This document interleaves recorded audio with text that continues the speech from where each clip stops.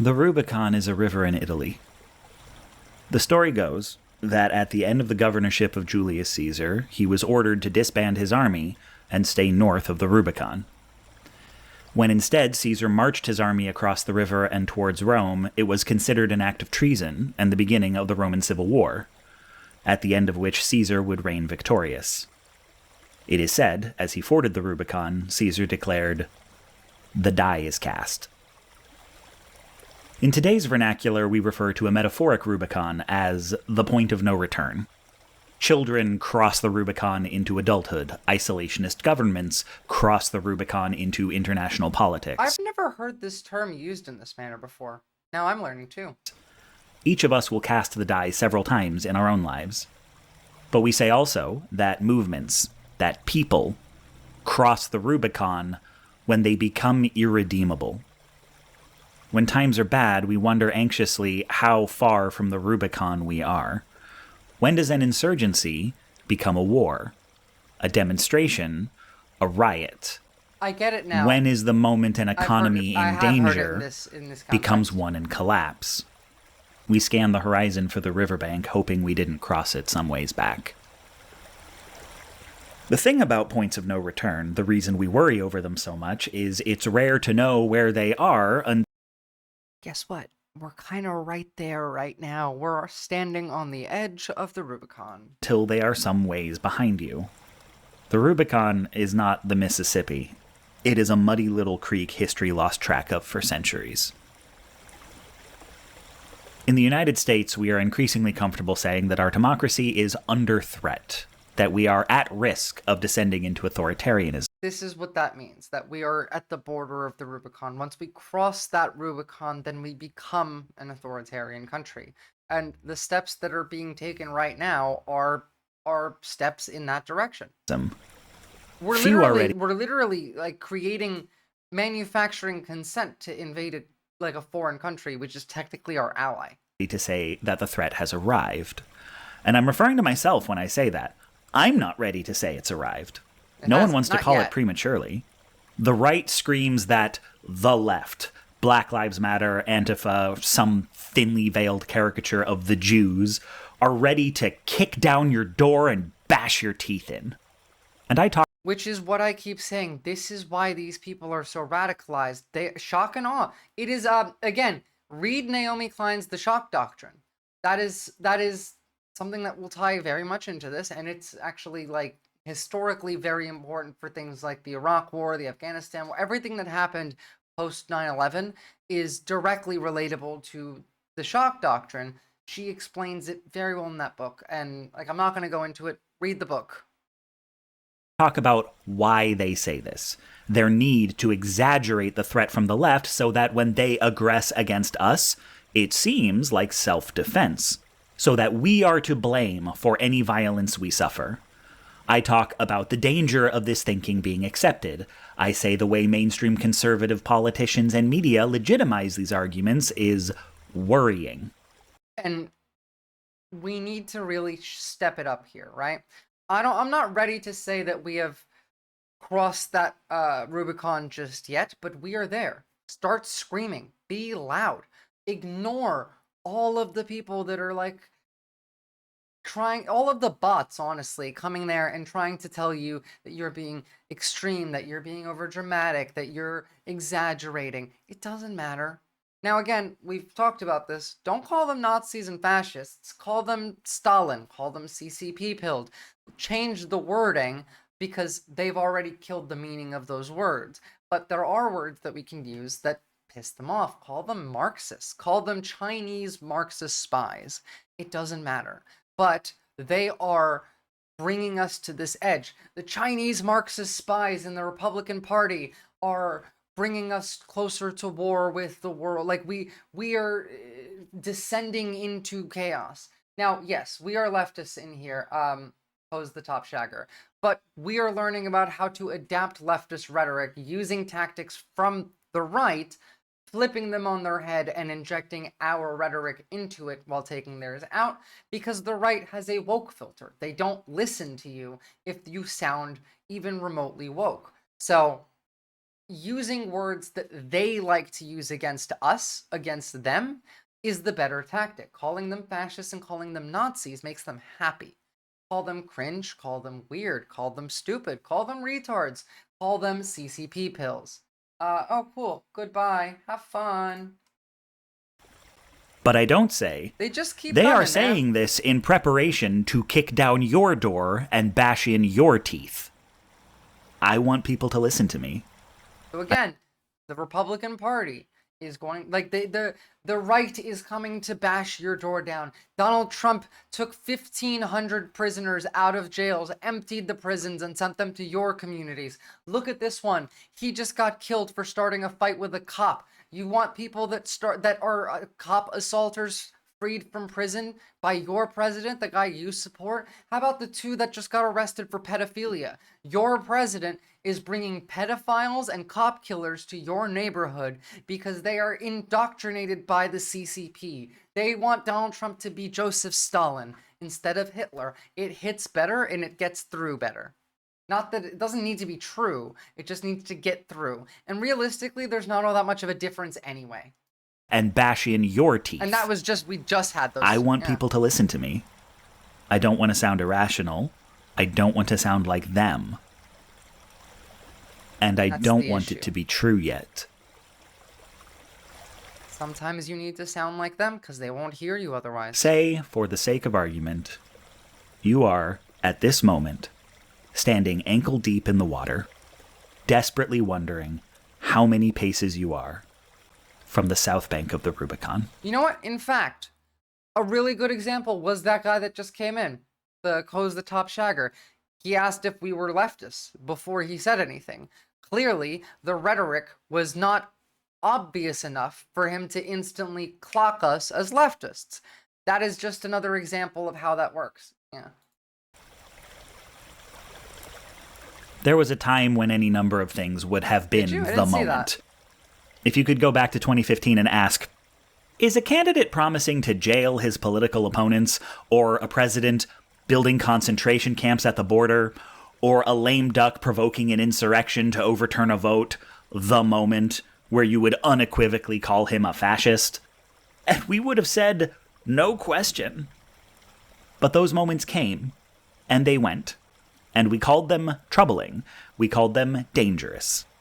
But it still seemed alarmist to call... Yeah, the weird snitching on your coworkers thing does feel a lot like Stalin. Yeah, that literally is. That's what I mean. Use that rhetoric.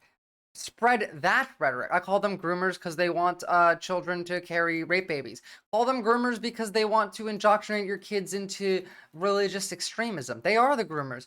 I've seen a photo, I'll pull it up for you. It's in my living source document somewhere, of like a parent taking a picture of his kid, and it's like a 6-year-old white baby, and he's holding chains in his hand, and behind him is a shackled black child, and behind him is a shackled girl, and he's wearing like a Trumper t-shirt. They're indoctrinating, they're grooming children to become Stalin's youth, Hitler's youth, the Waffen-SS. Like, they are grooming children. They want to groom children, and they continue to do so. The rape babies part is one part of it. There's so much more than that. They want to groom men into being hateful, racists, dangerous, militarized, and obedient workers, and they want to groom girls into being modest, quiet, Christian value trad wife incubators for babies. That's what they're doing.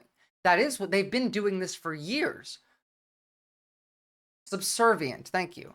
Subservient trad wives that exist solely to produce babies. They're incubators. This is what they're grooming children for.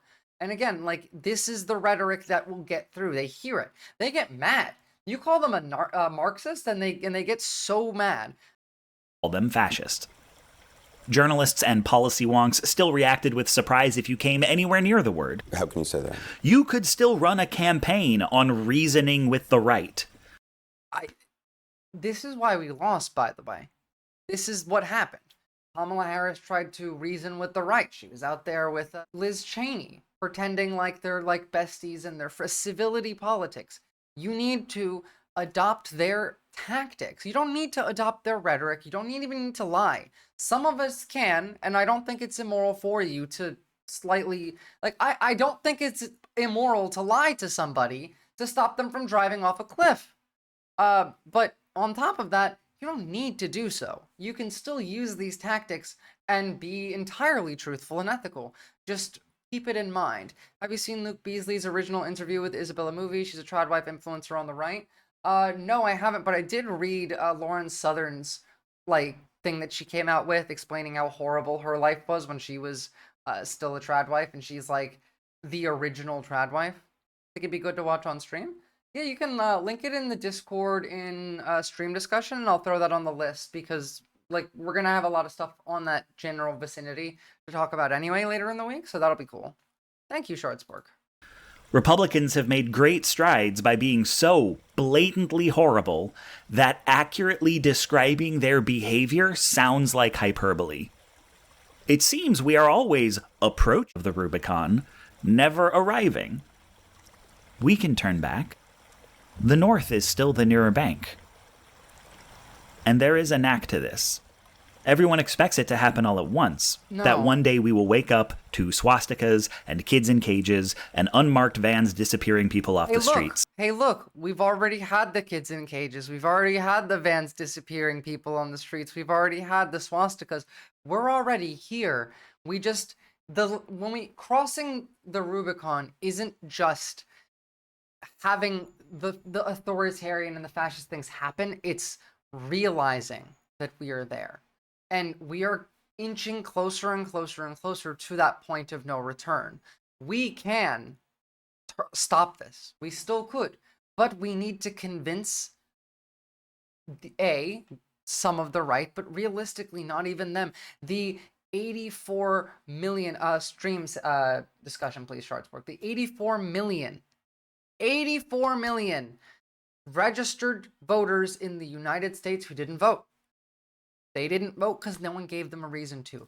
Give them a reason to care, not to vote. Voting's dead. We're not having another free and fair election in this country, not for a long time. But what you can do is get them to pay attention. And that's the point. We are here, and if we just blindly continue down the path that we are on, we are going to get much, much, much worse. Now, people are realizing, but they forget. Remember, a lot of the right got very angry after the H-1B stuff, and then that quieted down. And still, some of them still are pretty mad about that. Then we got a lot of the right that is mad about cuts to federal programs that benefited them specifically. A lot of people, again, white women are the greatest recipients, or were the greatest recipients of DEI programs, just lost their jobs. Now, these people are angry. Use the moment while they're angry to at least inject some of the rhetoric into their brain, because the news cycle keeps moving and they're brainwashed. They're trained to forget what just happened and continue moving forward. And if you take the time in person to talk to these people and online to continue making noise, to continue creating counter propaganda, then some of them will hear it. You need to be the Karens. You need to be the annoying people on the street yelling that, like we used to talk about, the right-wing Karens that complain about everything in the stores and they're being stupid and ridiculous. Be that person.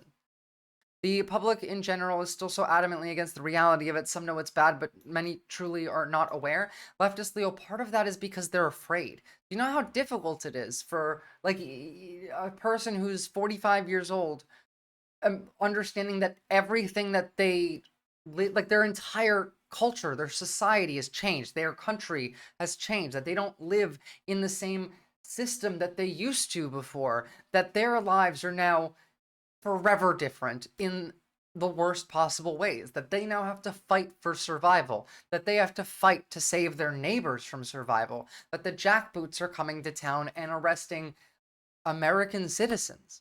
This needs to be, like, people are afraid, and it goes back to that feeling of discomfort that most people can't sit with. They need to get that feeling out. They need to remove the discomfort. And so thinking and analyzing the information is incredibly difficult. So what you do is you flood it. You do exactly what they did.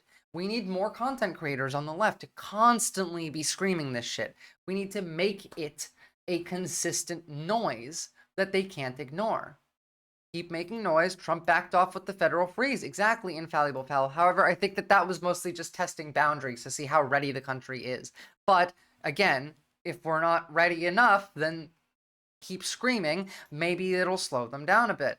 Matrix, I heard you're in Australia. Not gonna lie, being stuck in this dying country is horrifying, and I have a mild degree of envy.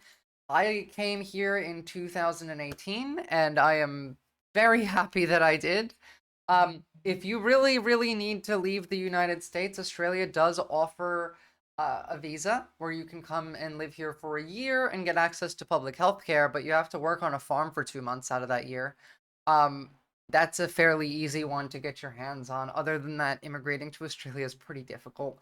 But, you know, I do understand the envy. But, like, honestly, we're headed right in your direction, too. I covered this, like, yesterday and the day before. We're going straight towards MAGA as well. We have politicians here wearing Make Australia Great Again hats. Ik ben dead. How does RFK Jr. fit in with this part of the ideology? RFK Jr. fits into an entirely different part of this ideology. It's not entirely connected here. He exists for the reasons of, you know what? Fuck it. I'm gonna take my own advice because this is gonna sound. His job is eugenics. That's what his job is. His job is to stop you from being able to afford a vaccine, to stop vaccine mandates in schools, to make it more difficult for you to get medication, because they want the weak people to die out and natural selection. And look, it's also a distraction, but it's also eugenics. This does sound terrifying. I know human instinct is to protect oneself, and understanding this information and really conceptualizing it hurts. So you want to not do it. It hurts. It's fucking terrifying. My parents are still struggling. I finally got my father to really understand. But like, he's 65. These people live their entire lives. And the only reason that like, even the fact that like my parents grew up in Turkey is the only reason that I have a bit of an easier time convincing them, because Turkey's been an authoritarian state for more than a decade. It's easier to conceptualize. They're going to start squeezing, and when they can tear you out, they will. Right now, what they're doing is they're flooding us with horrible shit, half of which they back down on, but then they go and put even more terrible shit, because they want you to feel like we've lost, that we have no chance. Like that idiot that came in saying, haha, we lost, enjoy forever. Like, they're not talking about this being temporary. They're talking about Trump running for 3 or 4 terms. Obviously he can't, because he's gonna die before then. Like, I really will not. I would be shocked if he made it to the end of this administration. But the plan isn't democracy. Democracy died, like I said during the inauguration day. The American, democracy got shot on January 6th, 2021. And we've been on life support since. And we died on election night, and the funeral was inauguration day. We live in a different country now. Or rather, you do. I say we, but I am also an American citizen, so I can say we. But those all happened on different days. No, they're not, leftist Leo. And the swastikas? Half of them are bots, too. Were a natural extension of the barely coded language of the administration's supporters. The cages were the next step after their family separation policy. And the vans were not a surprise after years of police militarization. Again, look, I explained this a little differently, but one more time, just because, this right here has happened already in several different ways, on several different levels, and is now so deeply ingrained in our society that we don't even question it anymore. Unmarked vans disappearing people off the streets. But those all happened on different days. And the swastikas were a natural extension of the barely coded language of the administration's supporters. The cages were the next step after their family separation policy. And the vans were not a surprise after years of police militarization. You don't have to cross the river quickly, just steadily, so that every step makes the last one seem inevitable and the next one obvious. The people who say, this will never happen on our watch, they'll just divert the river south to keep it true. It's losing. I hear a lot. America wouldn't let this happen. The American people will rise up. They won't let this happen. Like, you're watching it happen. But like, it's not even just the politicians. The average American that isn't full on MAGA, that is not not a politically literate as I am, just like a regular person, normal on the street. My friends even. Oh, but someone will stop this, right? America won't let this happen. The people will rise up. Yet the people saying this have no intention of themselves going out into the street and rising up. You're letting it happen. Everyone asks, how did Hitler manage to convince the entirety of Germany to be on board? This is how. Slowly and steadily. Losing a little ground on a dozen fronts every day. It's seeing so many lines crossed, you can't even remember where you used to draw them. It's the readiness to give up on things being better and just wanting them to be quiet. I can't tell you if that moment has come. I don't know how to call it any better than you. So instead, I'm going to ask you to do something. I want you to decide. Again, don't do violence. I don't support violence. Do not start violence. But if people are attacking you, you have the right to defend yourself. And if there are people in your community that are threatening violence, there are ways that you can talk to them, because a lot of these people will back down. They're pussies. I have a video in the Discord of it. You can talk to them in a way that will reduce the chance of violence. And if you can't, make sure that they hit you first. Like, don't start the violence. Yeah, exactly.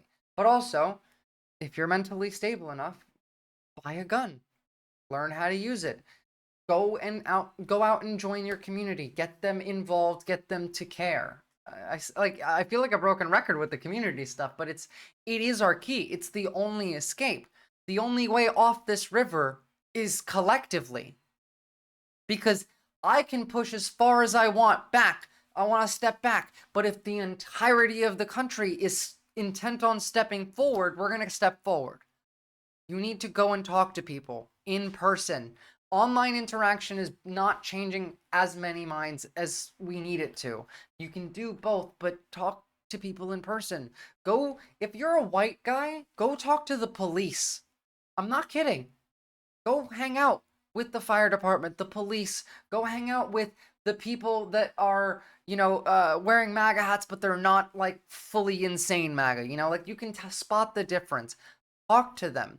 You have to talk to these people like you are a teacher of a 4th grade class and your class is intent on smashing their head against the wall over and over again instead of like doing the classwork. And so you have to gently parent them away from this. That's the way that we have right now to safely be able to at least do some harm reduction. I'm not sure we can prevent us from crossing this river anymore. I think the best we can hope for is to be prepared for what comes after. This moment, what the Rubicon is for you. What is that undeniable instant where if something drastic does not happen immediately, your rights and freedoms are forfeit? That was, to me, don't inauguration day. That was the inauguration day for me. In my comments saying it already happened years or centuries ago, you're not wrong. I mean, yes. But cynicism is acceptance. I'm asking, when would be the time to act? Now. Write it down. Put it on your phone or your dry erase board or post it on your bathroom mirror. But also, yes, so when take his advice. Draw a line. Think of a line take a moment and think, what is your line for we are too far gone. We are now not a democracy. And then from that point on, accept it. White guy here, autistic as fuck. Any tips on how to initiate with cops? Yes, actually. Be very nice to them. I would start out by asking them a question. It doesn't matter whether you know the answer or not. Find a question of something. Like, for example, I was driving like cross country one night. I was leaving North Carolina. There was a big hurricane, and it was like 2 a.m. I'm in Virginia, and I pull into like a parking lot where there's like a restaurant and a 7-Eleven and whatnot, and I want to sleep because I've been driving for hours and hours and hours, and a cop car pulls up right next to me, and so what I do is I roll down the window and I called the cop over. You initiate this conversation, and so I asked him. I said, am I allowed to sleep in my car in this state? Like, I'm really sorry to bother you, but I've been driving all night, and I know some states that you're not allowed to sleep in your car, and some states you are, and so, help me out. And the cop, incredibly nice. Although, if I hadn't, because I drove a little shithole of a car, and I look like a mess, and it's 2 a.m. in the, like, in a hurricane, and I'm driving this person. Like, the hurricane hadn't really hit where I was. We were well past it. But it's raining, it's at nighttime, it's 2 a.m. I'm in a hoodie, my car looks like shit. The cop would have come and at the very least would have thought of me in a negative context rather than just a positive, helpful one if I didn't call him over. And I had a conversation with this cop. The cop says, well, you are, but like this isn't a safe area. Do you have a gun in your car? And I say, I don't own a gun. And the cop is disappointed that I don't have a gun because I think I can put it on your dash. And I say, I have a decorative knife in my trunk. But no, you're not allowed to have that in the state. And then we laugh about how stupid that is. And then the cop he's like, pull over there under the spotlight and sleep there. And I took a 2-hour nap while the cop sat in his car and watched me sleep to make sure that I was safe. Now, like, part of that is probably some privilege because I'm not white, but I can pass in certain points as white, and so that worked. But the idea is you engage with them positively, you're polite, and you ask them for help with something easy, and then you just chit chat with them. And from that point, once you get that like rapport built, because don't bring up anything in the first interaction you have with these people. Just be nice. But then you have to do it again and again. Then you start seeing them on the street. You start saying hi, and then once you feel like there is a comfortable amount of rapport there, then you can have a chat with them and lightly start throwing stuffs in there. Like, oh, that price of eggs these days are really rough. I don't know why, like, we're not doing anything about this bird flu. I saw that, we don't get any information from the CDC anymore. I don't know how many people are sick. Like, it's kind of, and then you start and move forward. I've had similar experiences when I called for mental health issues. They were nice to me and helped me when I asked them for help and spoke to them calmly and appreciatively. But privilege, exactly. And that's why I say, like, if you're privileged, do this, with the police at the very least. The fire department, however, you don't really need that much privilege to do this with the fire department. They're generally nice, but they also, making friends with the fire department when you're a group that is, let's say hypothetically a trans woman of color makes friends with a firefighter, then makes friends with a couple other firefighters. Those firefighters are friends with the cops. So then you can, one day you see the firefighters and the cops kind of like hanging out. Because, if you live in rural America, they often do.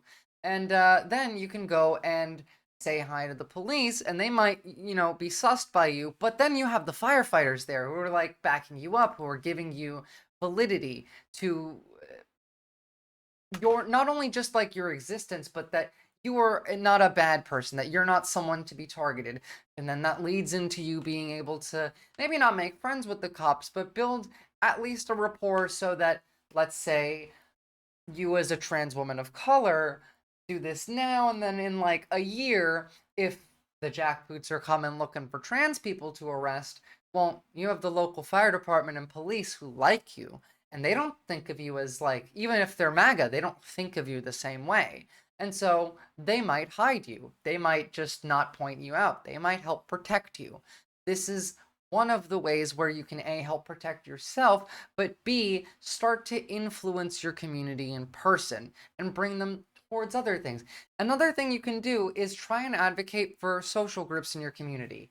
Book clubs. Build a community garden. If there's a big empty lot in your town that's been sitting there for a while, start a fundraiser. Go knock on some doors and say, hey, look, there's this empty lot of land, and I think that we should, hey, look, food prices are getting expensive. Do you think it'd be fun if we started a community garden where we could grow some tomatoes, some cucumbers, some onions, and whatnot? Would you be signing this petition to say that, you know, you're in favor of this for the county to approve, and then start a fundraiser to buy, you know, the land? You can do this. These are the types of activities that help A, bring a community closer together, but B, incentivize them away from the hate, away from the insanity, and then also allows you to reach them because now you're a trusted, known member of the community. That's okay, Headless Chicken. That makes sense, though? Like, is that, are you following? In that there are many ways that are small you can use to make a difference. But again, like, this line has been crossed for me already. We're already here. Now is the time to do something about it. Good, I'm glad. When that moment comes, you will remember that this was your Rubicon. Because it won't feel like it anymore. It will feel like the next logical step. And by the way, that's true, because like I said, we've already crossed the Rubicon in my perspective, and every step after just feels like the next logical step forward. Ask yourself, when that moment comes, what is the right thing to do? No, you don't ask them nicely not to be hateful racists. You don't ask them to not do that. You convince them to through indirect means. You don't have to have an answer yet, but think on it. Because we haven't been doing it. No, we have not. As a leftist, the futures I envision are full of possibility. I am fond of saying, there are 100 ways forward and only one way back. So many things we could try if we allow ourselves to let go of white supremacy, of capitalism, of patriarchy. Imagining the future is a kind of world building. To be on the left, at least the way I try to do it, is to desire a spreading out, a pluralizing, an abandonment of hierarchy, and a sharing of power between us all. I don't know if that future is likely, but I know it's possible. Exactly, and this is what I'm trying to tell all of you. There are 100 ways forward and only one way back, but the only way back is by spreading everything. We need community. But we have hope. That future is not set in stone. We are not in... it's not impossible to change the course of where we're going. I'm afraid that it's been so difficult for us to work together, even just on the left. And I'm more afraid that not enough people will actually do the going outside, do the work of leaving their house, of talking to their neighbors, of knocking on doors, of talking to strangers, of making friends in person, of building community, because online social interaction is not enough. It's not enough. You know why? Because the Republicans have in-person community. Everything that they say online doesn't matter because they have it in person too. They go to church. Their churches are indoctrination centers at this point, most of them. I mean, there's definitely churches that aren't, but the MAGA churches, the mega churches, those are indoctrination centers. You can't run through fire without someone to protect you from the flames. Community is our fire suit, and we put the most vulnerable at the very center and big-ass spikes on the outside. Perfectly said, Schwarzborg, genuinely. And this is the time. I'm afraid not enough of you are going to go outside because you've all been either doomer pilled or are so addicted to social media, or are also so absolutely terrified of in-person social interaction that no one will do this. And if that's the case, then we're fucked. But the only way that you can, like, it doesn't matter what I think, you have to do it. I'm going to make a point of going to the bar this weekend and talk to strangers. I live in a small town, USA. They'll probably be Trumpers. I'm so proud of you, Corn Cob. Go, like, hang out, do it. Buy someone a beer, maybe. Yeah, it doesn't matter. Like, you'll make friends one way or the other. Some of those people are probably good. Some of them are probably Trumpers. Some of them are probably good people that would have voted for Bernie but voted for Trump. There are The average American's political ideology is not black and white. The average MAGA's political ideology is not black and white. You could talk to 10 MAGA on the street and ask them several questions of like varying magnitudes, and they'll have political positions that are left, right, center, nonsense. They don't have a coherent ideology. Most people don't. Most people aren't set in either the left or the right. Only the more extreme are. And to be fair, I am one of the left. I'm the extremist on the left. I'm just an extremist in the way of I want you to build community and make friends and be happy and live a comfortable life. And the others are extremists that want to exterminate people. There's a difference, But you don't want to be on the extreme end. You want to be in the middle or closer to the left, realistically. The middle of the left. Take the center and the right, put it away, and then just take the left side of the spectrum. You want to be on the middle of the left when you talk to these people. Until they find out you're LGBT or an immigrant. No, not most of them. They don't act the same way in person that they do online. Again, you can go and, like, Donald Trump would let Caitlyn Jenner use the women's restroom. Absolutely. Like, understand that the way that people interact online is not always the case in person. They don't think the same way. Like, they don't hate LGBT people for existing. They hate LGBT people because they think that these are, like, people that are attacking children in schools. But if you have a rapport with them and they know you, that's not going to pop into their head. They have an idea of what they hate, and almost nobody in this world falls into that idea. Unless you have blue hair, piercings everywhere, and you're a teacher, and you're trans, then they're not going to come after you for being trans. If you're an immigrant, but you own a business, if you speak English well, there is a difference. Not all MAGA are extremists. A lot of them have no fucking idea what they're thinking or what they're talking about. Talk about billionaires, code it correctly, use the right words. Exactly. I've made several videos on this, and there's two, like, I'm going to make this one and another more, and another one come out, like, this weekend, but, like, watch this entire playbook. Don't even wait for me. Go watch the alt-right playbook, learn how they spoke to us, learn how they propagandized to us, and learn how to adapt and do it the other way around. That's not how things look on the right. For the right, left to its own devices, all roads lead to Rome. Simply, Steve, if you think that every single one of the American people on the right that are even remotely in support of this cannot be changed, then you've already lost. You've taken the doom pill. If you're already there, like, there is no change that can be made other than violence, and I don't want that. I want to try and avoid that. And regardless, I still think violence will happen, but this is still the way to protect the most people. You might fail 7 out of 10 times, but you'll get 3 people. The point here is to protect as many people as possible.